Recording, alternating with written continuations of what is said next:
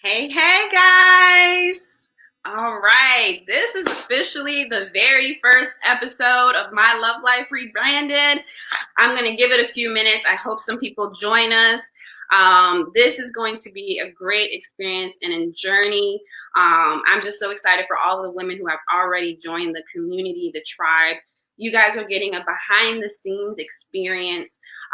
These shows will be repurposed and put on YouTube, and we're going to create a podcast from it, but you guys are getting a firsthand live experience.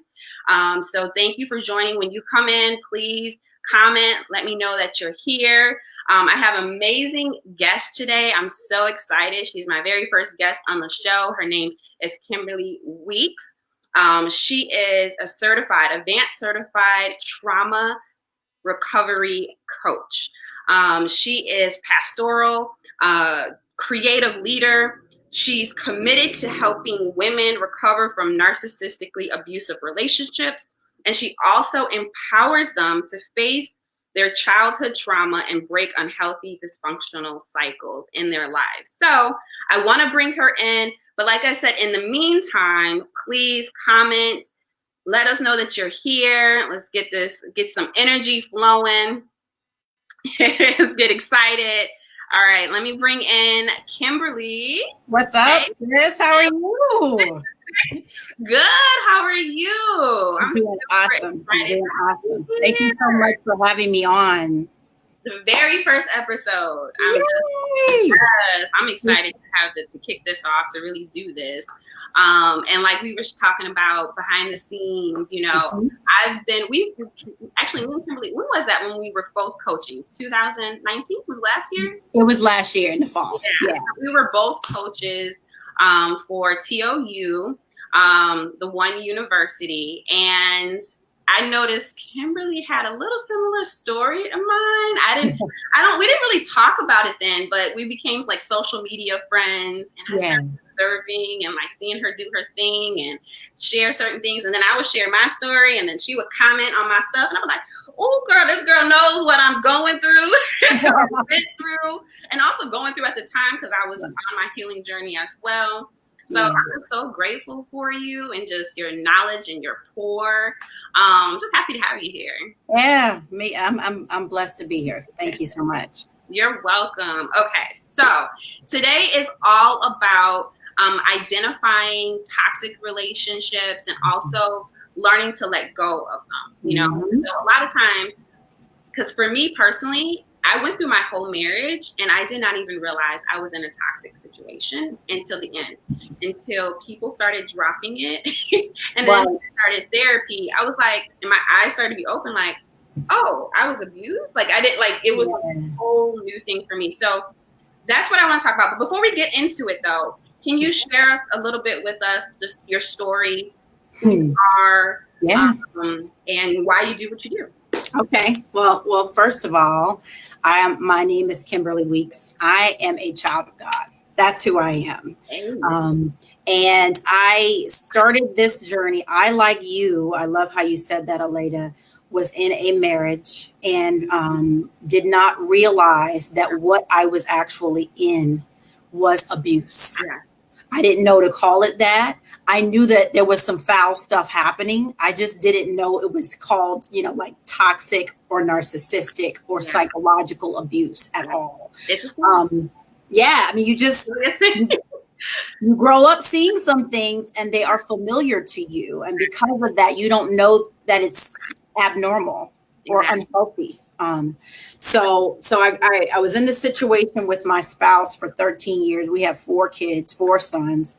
And it got, and it's like the Bible, in the book of James, it talks about sin and how sin doesn't stay in one place. It grows.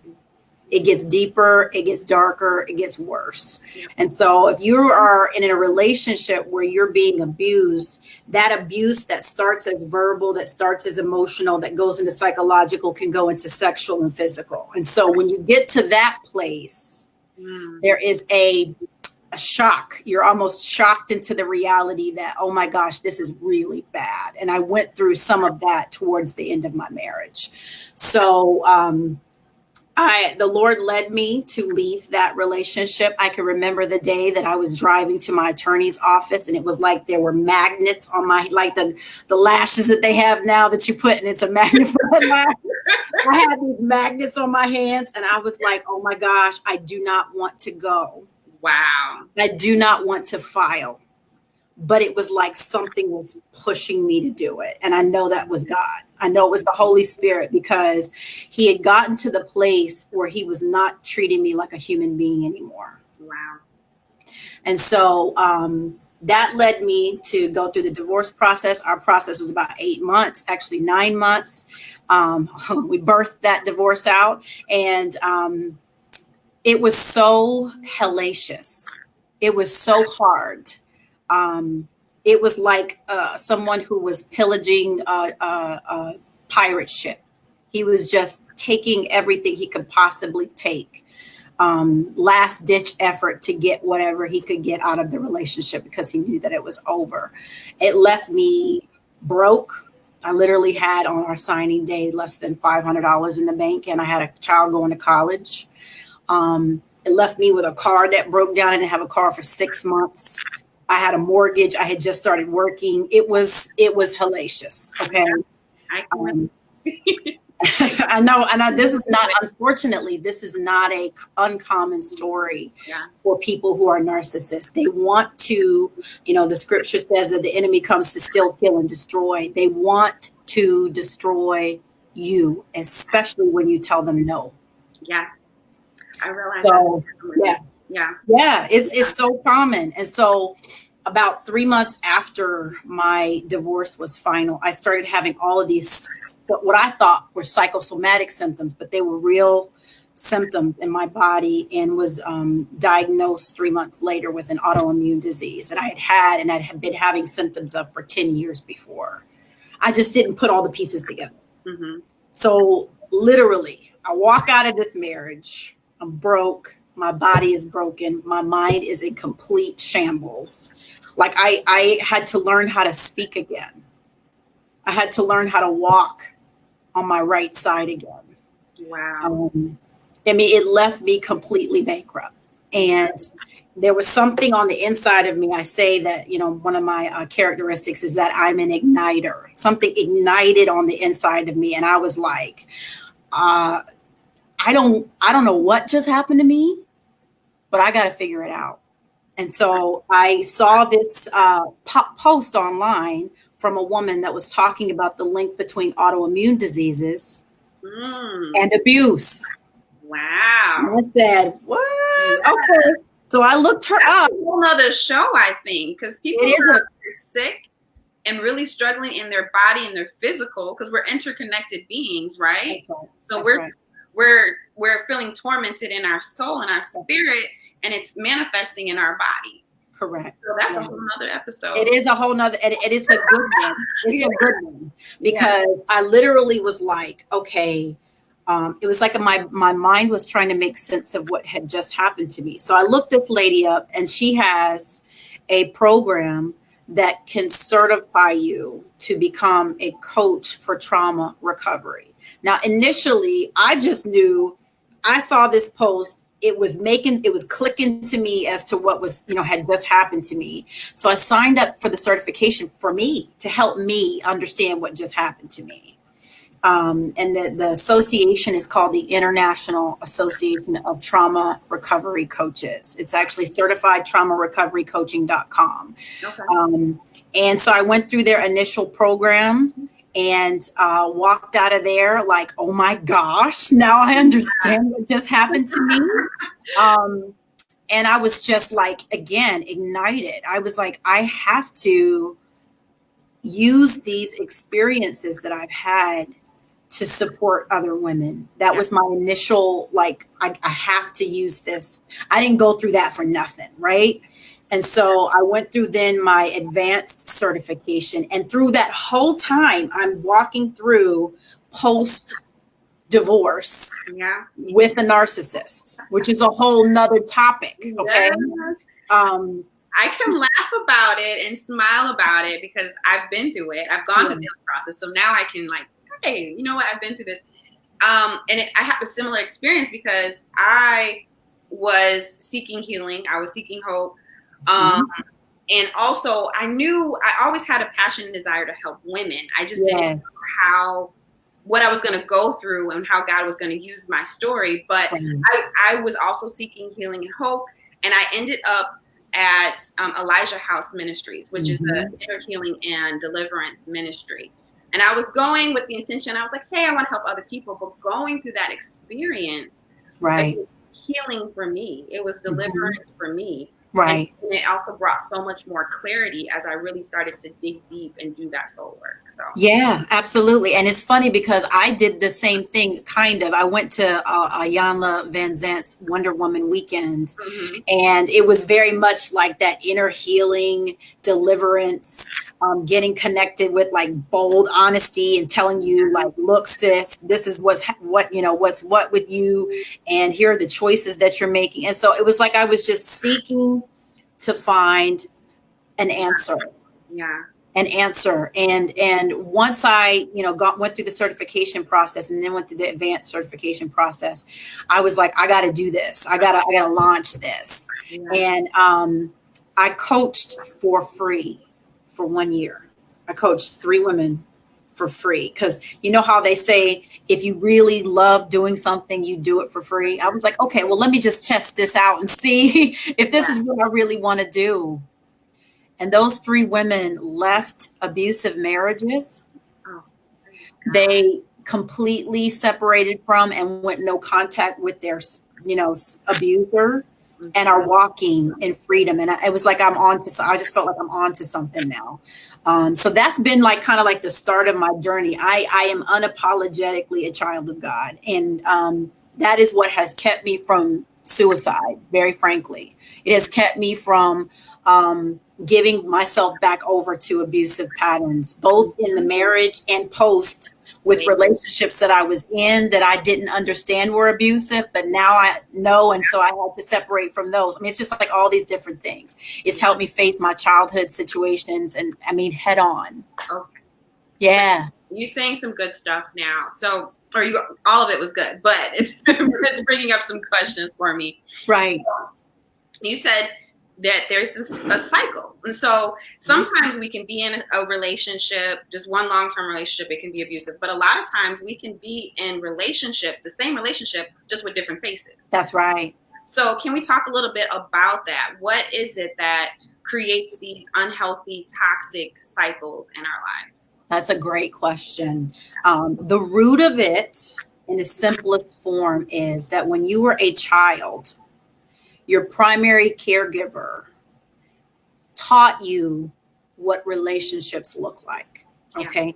And so if you grew up in a household where there was trauma, abuse, verbal violation, and a pattern of highs and lows, that is what you learned and formed as a way of attaching to people. That's what it had to look like to be a relationship. In your first 5 years of life, you literally form your pattern of attaching to people in a relational way. And what I grew up in, and what you may have grown up in also, is watching trauma as a way of bonding. It's called a trauma bond. And so when you grow up in that environment, you then carry that trauma bonding attachment style into your adult relationships. And that is what you are actually attracted to. It's what excites you. It's what feels like home. These are all terms I hear clients say, oh, well, that person really felt like home to me. Or, I was like, we had a lot of chemistry. And a lot of times what you're discussing is that whatever wound is in them is also in you. And it was pinging each other. Yeah.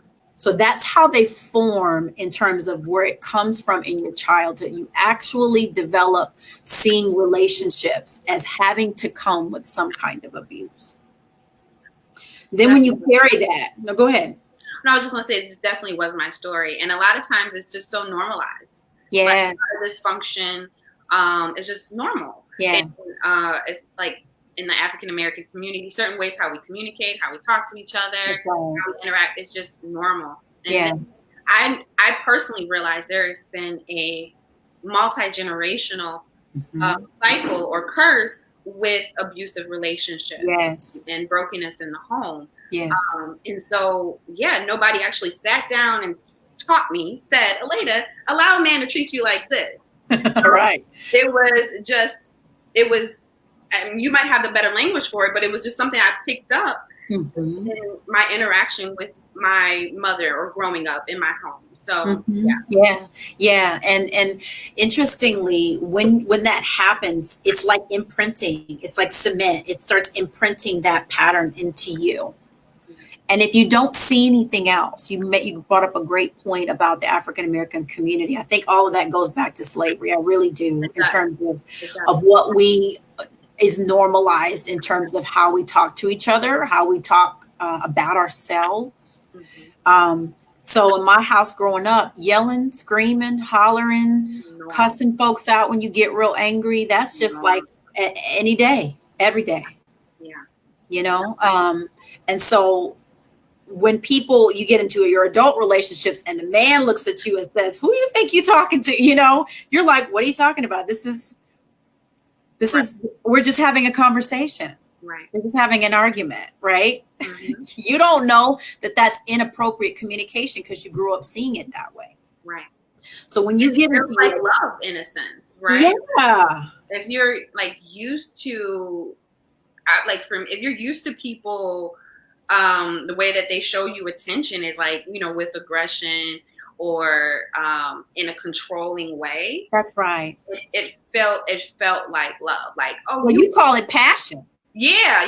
You call it passion, or you really care because you're maybe jealousy signs or just controlling behavior. I can see that now. But going through it, it's just like, oh, that's love. Like, oh, okay. Yeah. It becomes like a chemistry. The chemistry is that same pattern is clicking in your system, and you're familiar with it and you gravitate towards it. Right. And so it's a fascinating thing when you get into your adult relationships, then you literally, so you had, let's just say, a absent father or abandoning father or a person who was there but not there emotionally, mentally, etc. Right. Then you actually start to look for that person because you want to overcome what you didn't experience in your childhood. And you gravitate toward the exact same person in an opposite sex partner to replay that same dynamic, and at the same time have a different outcome, hoping for a different outcome, hoping for a different ending to that story because you didn't get that from your childhood with that parent. So what would you say, because a lot of this can be normal for us because, we might just be living out our childhood. What would you say for someone who might be watching now, who is just in a relationship, but they don't even recognize that it's toxic? For you and I both, we realized kind of after the fact. Right. But you said you also helped women who were still in their marriage get out of that situation. So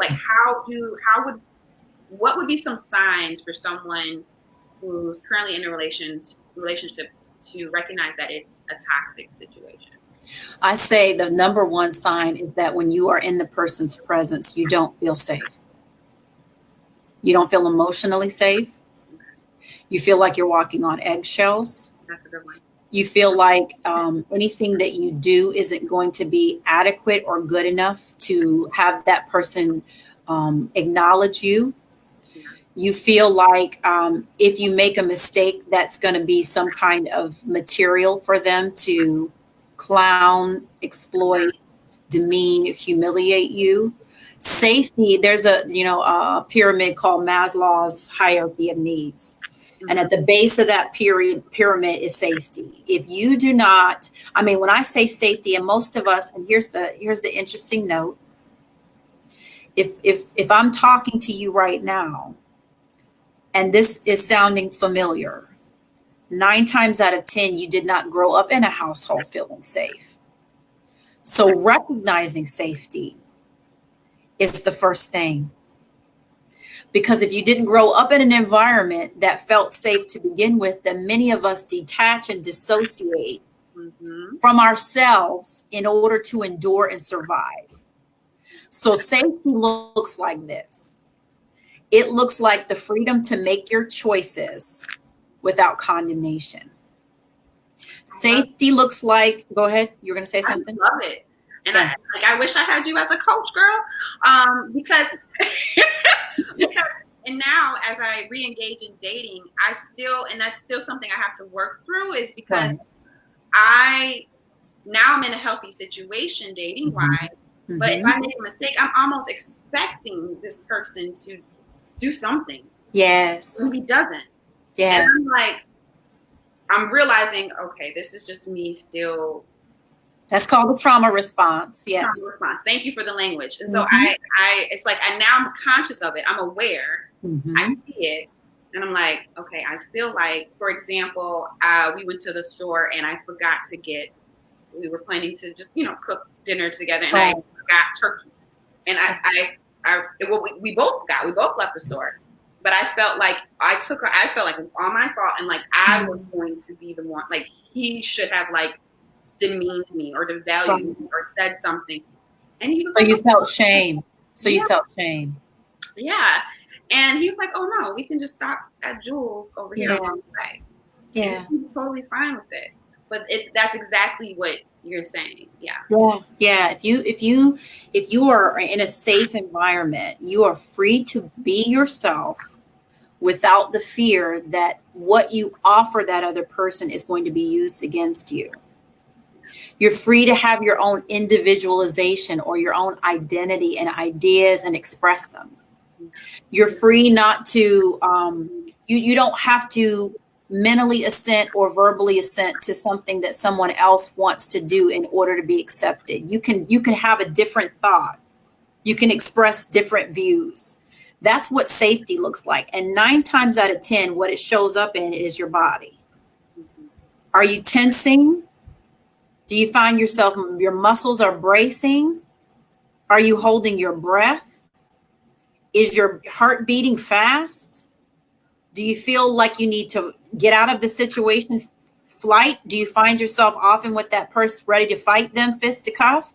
All of those things are your body's way of communicating whether you're truly safe in that person's presence or not. So you have to start with whether or not you're safe to determine whether or not it's a healthy relationship dynamic. That's good. Yeah.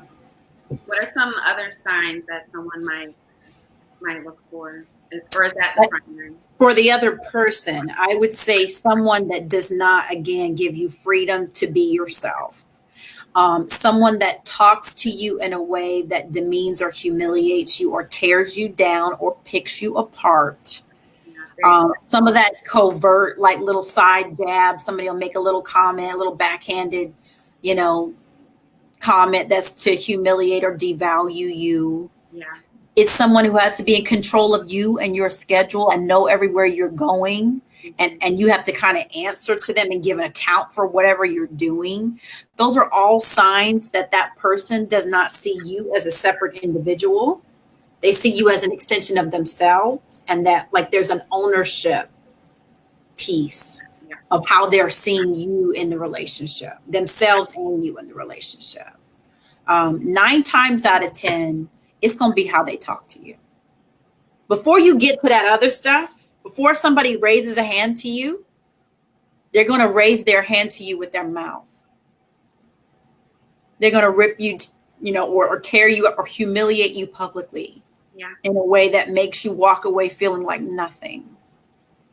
That's what your initial, signs are, if that makes sense. No, it absolutely does. And that's really good. And it makes sense definitely personally as someone who has also been through a narcissistic relationship. One thing I remember he used to do a lot was he would say something that was very criticizing or demeaning, and then he always, I'm just joking. I'm just joking. Yeah. And then make it like I'm too sensitive.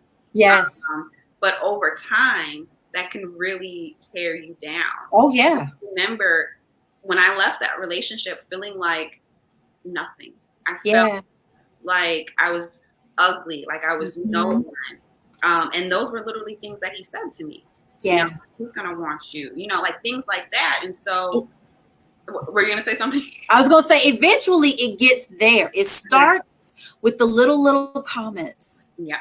With the little questioning of how you're wearing your hair, or why are you wearing that dress, or Very controlling in that sense. Yeah, all of that. It starts with that stuff, and eventually they get, like I said in the Bible, the sin grows, and so eventually then they just start coming straight out with it and calling you all kinds of stuff and saying that nobody will want you and you're ugly and you're stupid and just couldn't do nothing. You couldn't do nothing. Nothing right. Yeah. Nothing right.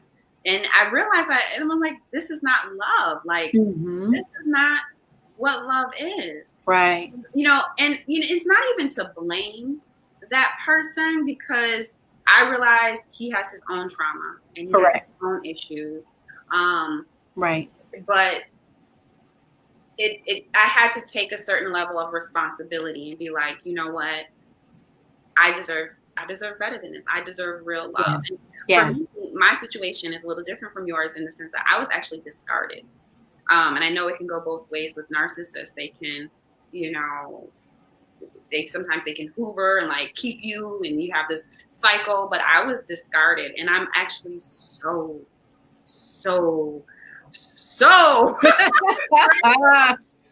like it was very confusing and painful and traumatizing at the time, but like 2-3 years out of it, I'm like, yeah, like, because I was able to go through the counseling, get through the inner work, find myself again, deal with those childhood wounds and trauma. Really, now I'm starting to engage in healthy situations and healthy relationships, and just all around friendships, just everywhere. So yeah, that's awesome. What you just said was so super important, because you said you had to find yourself. And what I often experience, what I personally experience, and what I experience with a lot of clients, is that you are discovering yourself for the first time without trauma. And so that is like falling in love with how God made you. And starting to appreciate and value and learn what you like, what you don't like, what makes your baby jump, what gets you excited, and doing it in the safety of yourself and in supportive relationships, so that you can celebrate yourself and then be able to offer that to somebody else. Yeah, so good. Yeah. I realized that was one of the key issues, was there was a lack of self-love. Yeah. So if that's like, that was hard to say. I'm like, of course, everyone would say, oh yeah, I love myself. Right. And I really got down in it because of my environment growing up. And I felt that I have no unforgiveness. I love, I love my family. I love, and I realized they have their own stuff. Generation after generation. So but just how certain ways that we communicated to each other, and I grew up not fully loving myself. Yeah. And, on the outside, people are like, oh, you're beautiful. But I grew up with very low self-esteem. Yeah. Very like a lack of confidence. Yeah. And then if you don't love yourself, like, you're not going to have healthy boundaries. Yes. And, if you don't love you, if you have a lack of self-love, or if you do love yourself, let me put it like that. If you do love yourself, you're not going to let someone, talk to you the wrong way, be be controlling. You're like, wait, hold up, I don't treat myself like that. Why would you? Why do you think it's okay to treat me like that? But I realized, because I had a lack of self-love, I allowed men and my ex-husband to treat me in demeaning or a devaluing way. Yeah, absolutely. And it's amazing when you begin the process, and I've taught about this in other places, receiving God's love for you is what allows you to have love for you. And then once you have this picture from the scripture, from the word of God, from the Bible, of how much you are loved by God and how intricately he made you, you then begin to see yourself in that image and treat yourself according to that image. And so how you begin to speak to yourself when you make mistakes, how you begin to see yourself when you do something that you're proud of, how you begin to take care of yourself with what you eat and drink, and the company that you choose to keep around you. All of those things, they start becoming like a manifestation of you receiving God's love for yourself. And then when a young man comes along and he doesn't treat you that way, it's loud. Mm-hmm. It's clear, because you're walking in the love of God for yourself. Right. So you know what it feels like to be loved. It isn't foreign to you anymore. And that is, you start talking about, okay, so how does the pattern start, and how do you identify toxic relationships? Many of us have had toxic relationships with ourselves. Yeah. And we had it because we were taught it. Yeah, it's true. It's not, no condemnation. No. And so when you start discounting yourself, when you start to receive that image and devalue yourself, well, okay, well, that person, they didn't really mean that. And, I can just forget. When you start excusing behavior for other people, you invite more of it. Mm-hmm. And I did that for a long time. I invited abusive behavior. And so the accountability and the responsibility is, I get to choose to do it differently now. I may have done that back then, and you may have known that girl, but she's dead. Amen. She's not alive anymore. Does not exist. She does not exist. So you don't, it's amazing when you start to walk in that and people come at you the same way they used to. You're literally like, yeah. It's foreign. Yeah. This isn't how I'm going to participate. Mm-hmm. It's a beautiful thing. You have that authority. You have that right. And a phrase that I've adapted to is, you can love people from a distance. And I think sometimes as Christians, we kind of, believe, we should just be at peace with all, which is true in the right context. We should be in peace with all men, and we shouldn't have any unforgiveness. We shouldn't have any unforgiveness in our heart. But if someone is not healthy for you, if they haven't done their work, right. And they're still toxic, you can love them from a distance. Reconciliation requires both people. And so I learned that, and so I've now have healthy boundaries, like in the coaching team, with my ex. This is strictly business. I keep it, very minimal. That's right. Very minimal. Yeah. I don't have fluffy, funny, ha-ha conversation. It is nothing but my daughter. But I've learned those boundaries. Mm-hmm. And it feels good. You kind of start to feel strong again. Like I got my strength back. Like, I feel like I'm me. Like this is Leda. This is who I've always meant to be. Like who God have always seen me to be, who he intended and predestined for me to be. And I'm like stepping into that. I'm becoming that woman. And it feels good. It does, because you, even with the environment, you knew it wasn't you. You knew it wasn't right. You're right. Deep down, I didn't, because I would say things, and I was praying about this, right? Mm-hmm. So there were certain things, like I started to get more clarity on my purpose and different things that God was calling me to do. Mm-hmm. And, I wanted to, go back to school or get a certification, and he didn't like those things. It was no. Right. And so actually what happened, like I had grace. God gave me grace on my job. I started taking a life coaching certification program, and I was doing that to also help other people.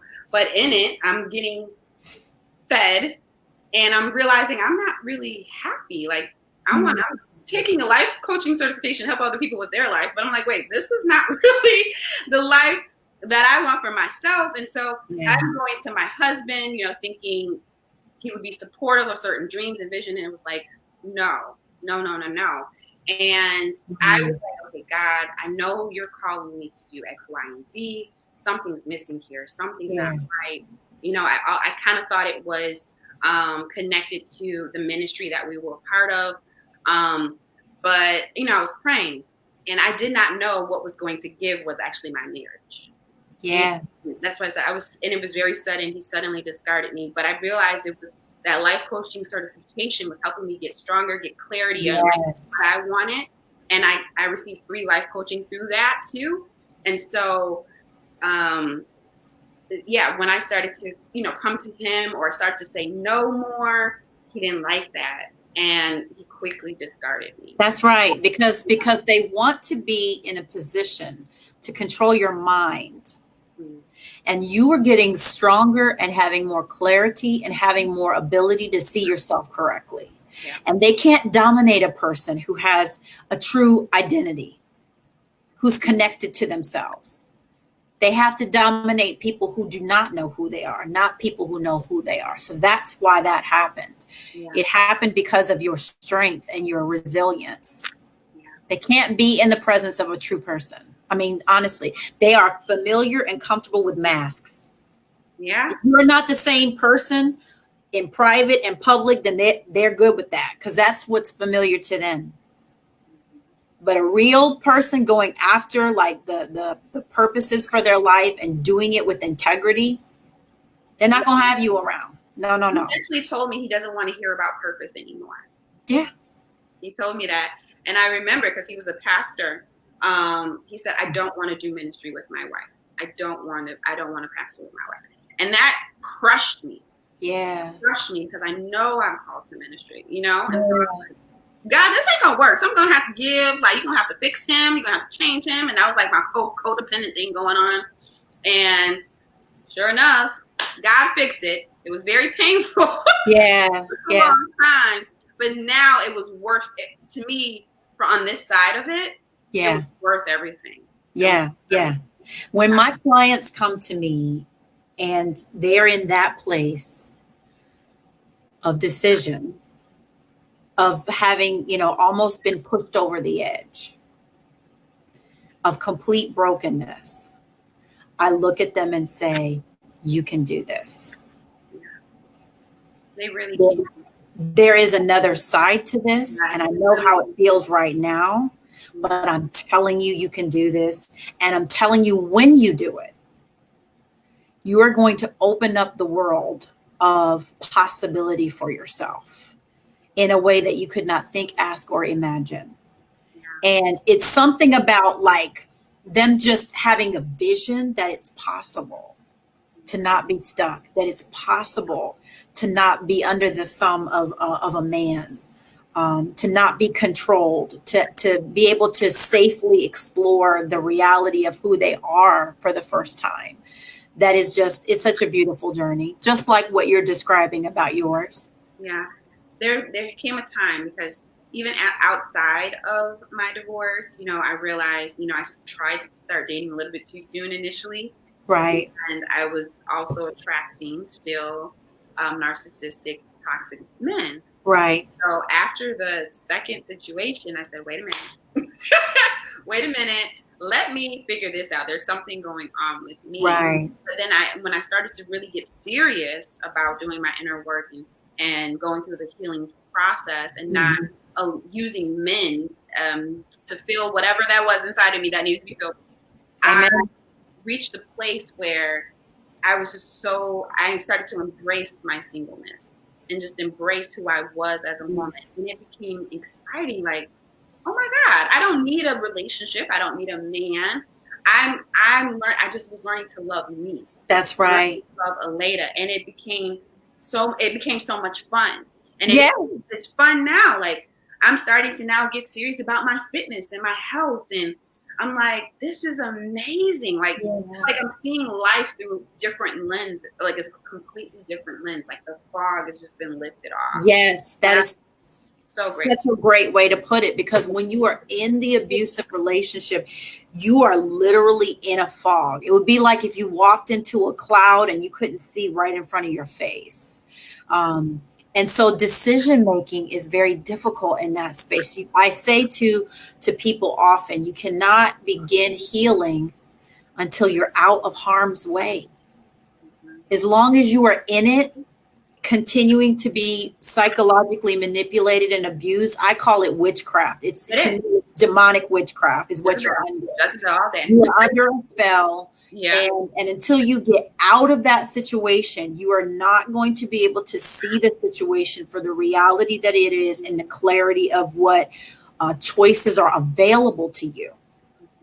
All you see is that person because they have trained you, they have programmed you to like literally move according to whatever they are or are not doing. Yeah. So you're correct in that. It is fun getting to know yourself. It's beautiful. It's so exciting. So like for any woman who's listening to this, like we want to encourage you to like, if you are identifying that you might be in a toxic situation or a toxic relationship, there is hope. There is strength. There is joy. There is beauty on the other side of it. You just have to take that step. And there's support, people like Kimberly and myself who want to help you along this process. So just know that there's definitely, beauty for ashes in this. That's right. In what you're going through. So, yeah. So for now, for the woman who, she identifies like, okay, this is a bad situation. This is toxic. Now, what would be the steps to actually let go or get out of that? So it's such a loaded question because it's going to be different for every woman. But the first step is, and I call it the 3 A's. Okay, I put it in this little category. First is awareness. So you have to become aware that what you're in is either toxic and or abusive. And then you have to acknowledge that you are in it and participating in some way. Yeah. And then you can begin to take action, because without acknowledging that you're making certain choices, and I say that with a grain of salt, because when you are in a trauma bonded relationship with a narcissist, you are under like a kind of witchcraft. And so there's some spiritual forces involved in that. Yeah. There is psychological manipulation involved in that. So you can acknowledge all day, yes, I'm staying here. But that bond has to be broken. And they liken the trauma bond to an addiction, just like if you were addicted to alcohol or drugs. Yeah. So it's not as easy as going, yeah, I'm in a toxic relationship and I need to leave. You're literally going to have to come off of, withdraw from the addictive pattern of chemicals that have been released in a cycle from that relationship. Cortisol, adrenaline, peptides, all of those things. And then you add sex into the equation and you got oxytocin going. I mean, it is a deadly cocktail to keep you completely bonded to that person. And I didn't talk about this, but I want to review this quickly. There are 3 components to narcissistic abuse from the abuser's side. The first component is the idealize or idolization phase. It is when the person puts you on a pedestal. You can do no wrong. They're love bombing you. Yes. They're putting on all kinds of gifts and taking you found your prince. You can do no wrong. They introduce you to everybody as the love of their life. You are literally on a high. They want to get you high on their attention, their affection, their admiration of you. And so you literally enter thinking that this is Prince Charming. Oh my gosh, this is what I've always been looking for. I'm so amazing. And when I say to you, the next stage is devaluation. Mine happened almost immediately in my wedding and then the subsequent week after. Wow. You see one person and then another. It is a Jekyll and a Hyde. They go into devaluing you. That's when they start coming out with saying mean things to you. They may literally abandon you, leave you somewhere at a restaurant and just leave. They may do something very humiliating or to compromise you at work that causes some negative image. They will literally start tearing down that image of what they just built up, both in how you saw them, but also how you see yourself. So it's idolize, devalue, and then the last stage is discard, where literally they've gotten everything they can get. There's nothing left for them to get from you. And they will literally ball you up like a piece of trash and throw you straight away. Exactly. That's exactly my story. Like, and it moves quickly. And it moves very quickly. The love bombing stage can happen very quickly. And like, that was me. And no, I'm an open book at this point. Mm-hmm. I met my ex 1 week after his divorce from his first wife. Wow. And I did not know that. Wow. And he moved very, very quickly. 2 months into the relationship, he proposed. 3 months later, we were married. Right. And then on top of that, because of the dynamic with his church, he convinced me to keep the marriage private for almost a year. Wow. And that was, I had a lot of shame around it. Like, why did I do that? I mean, but my therapist was able to help me understand why I made the decisions I made. But sure. they moved quickly. They do. I thought this was my, Prince Charming, the man of my dreams. Right. He seemed perfect. Yeah. Right? And I realized I fell in love more so with I trusted the position. Yes. Trusted the person. Because I didn't take time to really get to know him as a person. But I was naive to the fact of his position. Yeah. With my previous pastor, I thought I could trust this individual. Shortly after we get married, I'm starting to find out new things. I see the divorce papers. Like, this was like the month we met. And like, he played it off somehow, like, but initially he made it seem like they got divorced like, year before or something. Like, it was just, and that's partially my fault. I have to take the blame because I didn't ask the questions and I was kind of ignoring some of the red flags. Yes. But yeah, they definitely can and move really quickly. And then shortly after, things were okay, I think, during the private phase, but when we became public, and then I started, going to the church with them, and I'm now the first lady of the church. And wow. It was when I got pregnant with my daughter. That was about a year and a half into the relationship. When I really, if I look back on it, seen the shift. Yes. And it was like I was no longer physically what he liked, and I really felt devalued. I felt like nothing, what I mean? And he discarded me. So it's all three of those, the devaluing, the love bombing, the devaluing, and then the discard. He quickly. Yeah, and what you said was so key. You said that it's a very fast moving process. That is the number one red flag for narcissistic abuse available.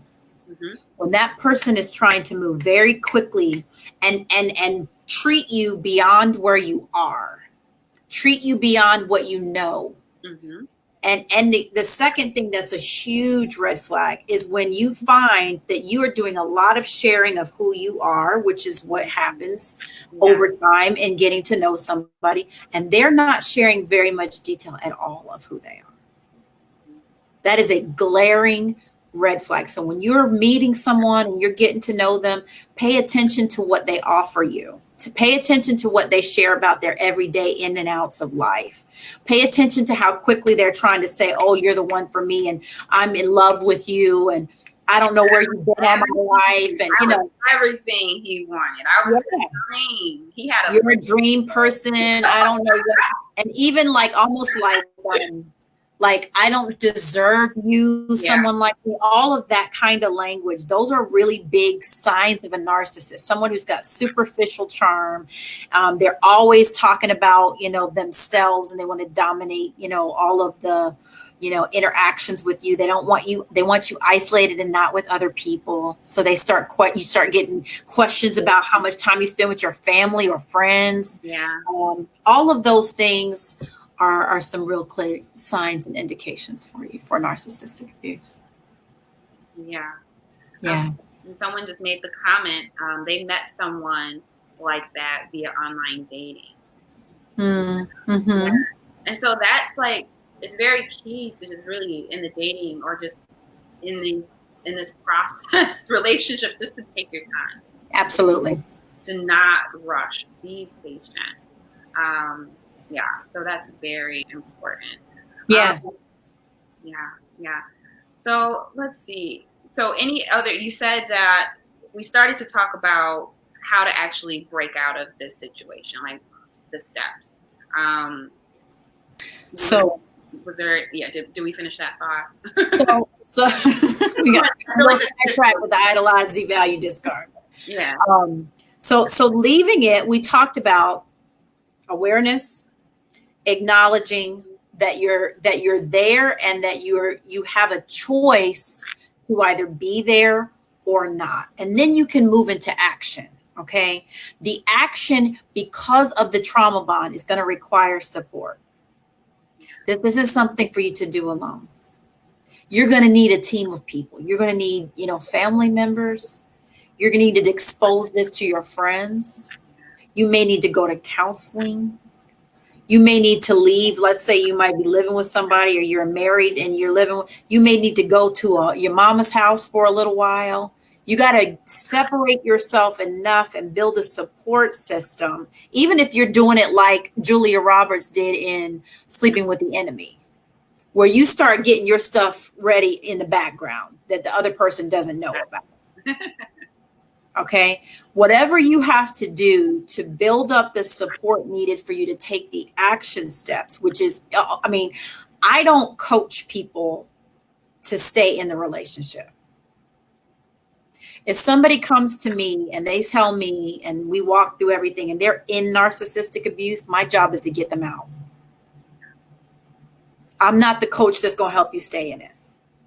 Do people come to you with that initially, like wanting to fix the relationship or fix the man?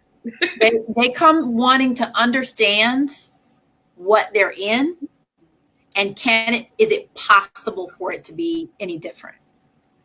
And I tell them straight up, no. If you're dealing with a true narcissist, what you have been dealing with is what you're going to get. Yeah.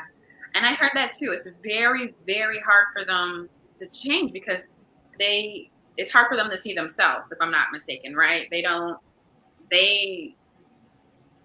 It's like usually everyone else, they're never the problem. It's like a real strong pride that they have to cover. It's a strong pride, but just from a physiological standpoint, in their first 5 years of life, there are parts of their brain that didn't develop. The capacity for empathy in their white matter didn't develop. Wow. So when they say, and I had my spouse say this to me, I can't do X, Y, or Z. You think it's an excuse, but it's really the truth.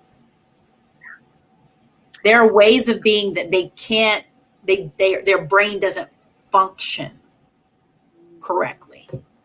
Yeah. Oh, wow. So it would take Jesus to do some rewiring of that brain. And he can do that. He can, but it's really hard because we take part in our healing, we have to, we take part in it. So, wow. Wow, deep. I've never actually heard the science behind that. And it makes sense. It definitely makes sense. And I have so many stories that can just relate to everything that you're saying. So the lack of empathy, the lack of just compassion and care. Like I remember one time, and you might relate to, if you're listening, you might relate to some of these stories. I remember one time I came to him, like I was falling apart. I had 12-hour days between work, commuting, working, commuting home, 12-hour days. And it was the household, and from his upbringing was a woman's responsibility. She had to cook, clean, take care of the kids. It was all on her. And I'm like, no, we kind of need to work something out here. I can't do all of that and help you pay these bills. Right. So I went to him. This is when I was going through the life coaching, and I'm going to him looking for help, looking for like, hey, let's work this out as a team, as a family, because your life is falling apart. And he looked at me and said, no, it's your job.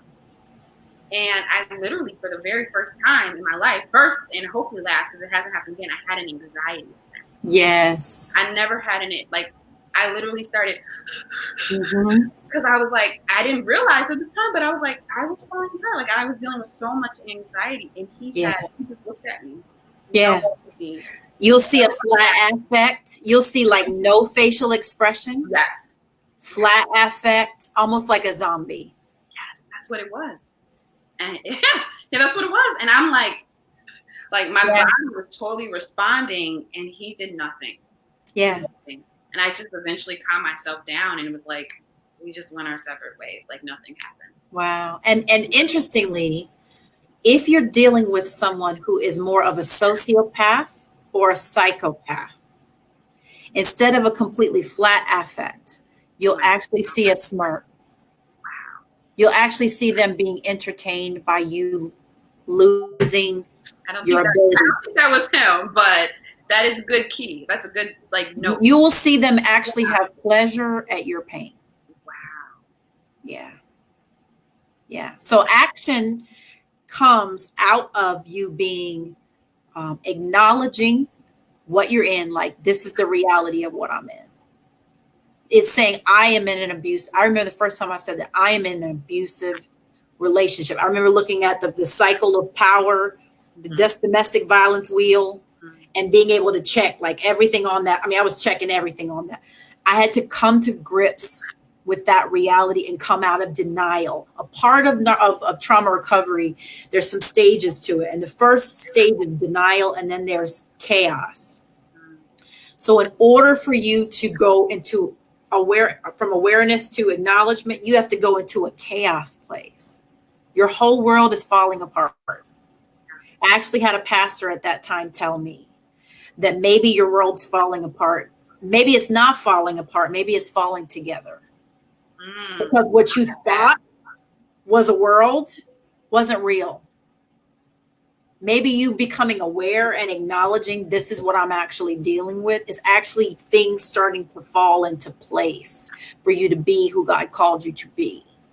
Mm-hmm. But you got to go through this phase. We're talking about how do you get out of this of chaos? Yeah. Because when you have to pack it up and leave, or you have to get law enforcement to make somebody leave, or you got to go file divorce papers and you got kids and all the rest of that, things get very, very hectic and chaotic very quickly. I did. Yeah. So that's why the support system is needed to endure that. You have to have some people who've got your back in the middle of that so you can not lose your mind, because it's very easy to do in divorce or in the separation of a relationship. Yeah. And usually when you're in those type of controlling relationships, they kind of over time sever your healthy relationships. And so I realized once I started going through, my friendships that I had prior to, they were still around, but they weren't as close. Yeah. My family was all the way in another state, and I wasn't sharing anything with them. Yeah. And I had a spiritual father who was also in another state. Everyone from the outside thought everything was good and perfect. Right. But my world started to blow up. And I realized I needed help, and I had to open my mouth. I had to start telling people, look, this is what I'm going through. You had to acknowledge it. That's right. So first I had to take accountability, or I had to become aware, right? Yeah. And then I had to actually, put my pride to the side and say, yes. Yeah. And that's when God can help us. When we stop trying to do it in our own effort and cover it up and put on a pretty face and put on a perfect family, and when we stop playing the role, when we stop being a part of the show that they're creating, is when he can help us. And there's a lot of abandoning of that picture that you've created that has to happen. That's the chaos phase. Once you get through chaos, then you can go into recovery.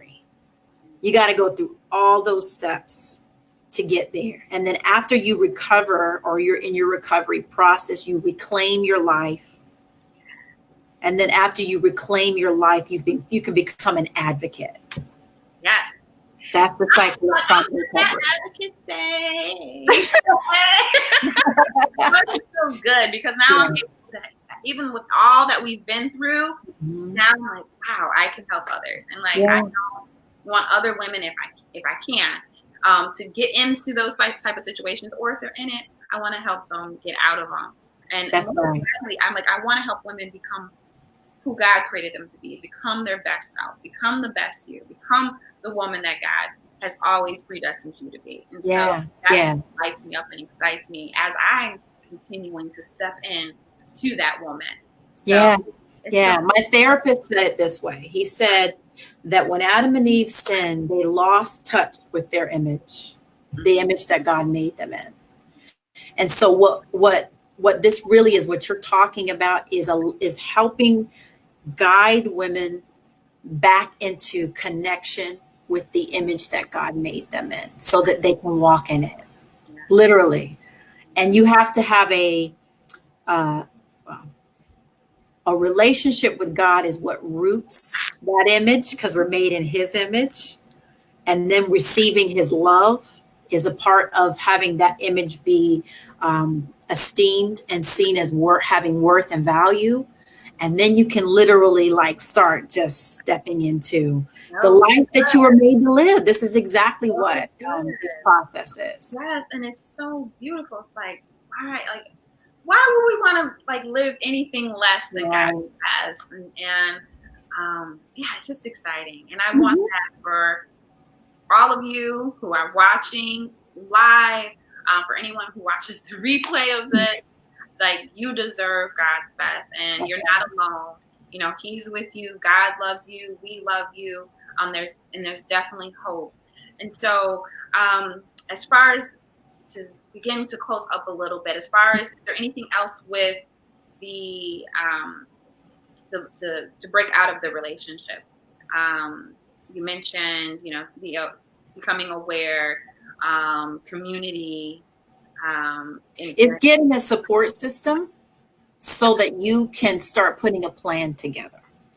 That plan could include, you know, filing for divorce. That plan could include going to stay with a relative or someone who's a close friend so that you can get some space, depending on what you're dealing with. If you're dealing with domestic violence, sexual and physical abuse and all the rest. That's why I say it's so hard to say that, because it's going to be so specific to each woman's situation. And there's all different types of abuse. Like, everyone's story is different. So yeah, there's financial abuse. I've had women come to me who were the breadwinners in the house, and the person was, you know, basically, you know, taking all of the finances and leaving them in a position where they couldn't do certain things. And so you have to assess with that support system and therapy, coaching. That's the kind of work that I do, is supporting people with what are the appropriate natural steps to get you to safety. And that's really what it is. It's not just leaving the relationship. It's getting you to safety so that you can rebuild and discover the life that you were meant to live. So it starts with that acknowledgement, awareness, acknowledgement, but it also starts with the support system of people who can walk with you through this journey. Truly. Awesome. So I know we have some people watching live. If anyone has any questions before we close out, there were a few people that just had comments. Mm-hmm. Someone mentioned that's why they're taking a year break. I'm assuming they were talking about why they're taking some time probably to find themselves and rediscover themselves. And that reminds me, I have a free ebook called How to Find Yourself. Awesome. And so it's just giving you some tips that I can share. I'll put it, I'll share it in the group, and then I'll also put it on the YouTube at the bottom. Mm-hmm. And let's see what else. Yeah, that's it. So if anyone has any questions, please drop them. So as we begin to close out, I want to ask you just a couple of questions. I think I might be at the end of every show. But what would you say is your personal definition of love?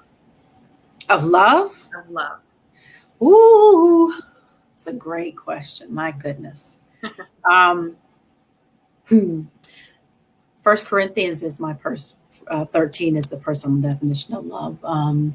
But I would say it is when a person gives of themselves to you without expectation of return.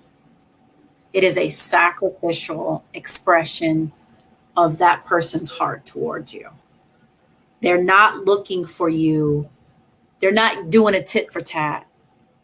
They're not giving to get. Yeah. They are offering what's on the inside of them to you for your benefit. That's love. Yeah. That's real love. That's real love. That's yeah. real love. Yeah, when you don't want nothing in return, you don't need anything in return. You just want to see this other person happy. Yeah, you want them to receive what you're offering. That's what Jesus did for us. Yeah. You know, he didn't know what people, well, he did know, but he did it even though he knew people wouldn't receive it. His taking on their sin for onto himself and dying the penalty that they should have died. He did that, and he did it for their absolute highest good, for their best, and so that nothing would separate humanity from his love forever. That is the picture, you know. It's when you can do for another person because you want the absolute best for them, and you don't want anything standing in the way between the two of you being in union together. My God, it's just he is just the perfect. He is a lover. Okay, when I say to you, and it's amazing when you start receiving that from God, and then these jokers come with all their mess. You're like, what? Are you kidding me? Goodbye. Bye. Like goodbye and good riddance. Bye. And it's so easy for me to do now. Like, I don't know. Like it's it doesn't. We don't have time. We're grown. Yeah, I'm not ignoring any red flags at this point because I know God's love and I have self-love. Yeah. It just, I will not settle for anything. Someone said yes. I will not settle for anything less. So that is so beautiful. Okay. So Kimberly, you have been amazing, so insightful, so knowledgeable. Thank you for just like sharing your story. How can women keep in touch with you, follow you? So on Facebook and Instagram, you can reach me at The Narcissistic Abuse Coach.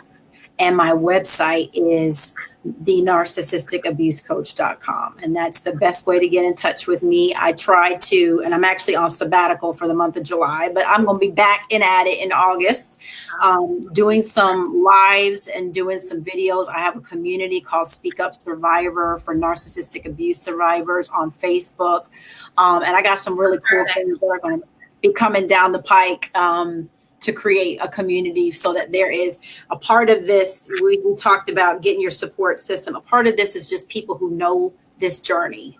Because when you try to explain narcissistic abuse to people who have not walked it, it is so challenging. They look at you like you're crazy. They treat you like you're out of your mind. They re-traumatize you. And so I want a place for women to be able to have the ability to process and express what's happening, and someone go, yeah, girl, I know exactly. He did the same thing to me. That's what I was saying this whole conversation. You kept I dealt with that. I have experience. I have a story for that. So it's so true. Yeah. And the thing is with narcissists is because they paint themselves as perfect. They have that mask and wall up. And so it's sometimes hard for people to believe, like, oh, you really? It is. They're really good actors. When I say Academy Award winning, that's the best way to put it. I'm telling you, they got everybody fooled. But if you have ever come across a narcissist, you will pick it up super quick. It's almost like you got radar. Yeah, now I do. But for people who haven't seen that side, I feel bad for them because they're completely drawn into the matrix, if that makes sense. Yeah. So thank you so much. I'll be sure to drop your information or leave your information on the YouTube as well. Yeah. And for those who are watching this on YouTube or anywhere on the internet other than inside my Facebook community, be sure to join the community. I'll leave a link under here. And that way you can get some behind the scenes experience. You can watch this live. You can comment, ask questions, and you'll receive other resources and tools as well, just to help you rebrand your love life. And again, when we talk about love here, it is about God's love. It is about self-love and also romantic love. All right. Thank you so much, Kimberly. This was great. My first episode. Thanks for having me. Bye. I enjoyed you. All right. Okay. Bye. Bye.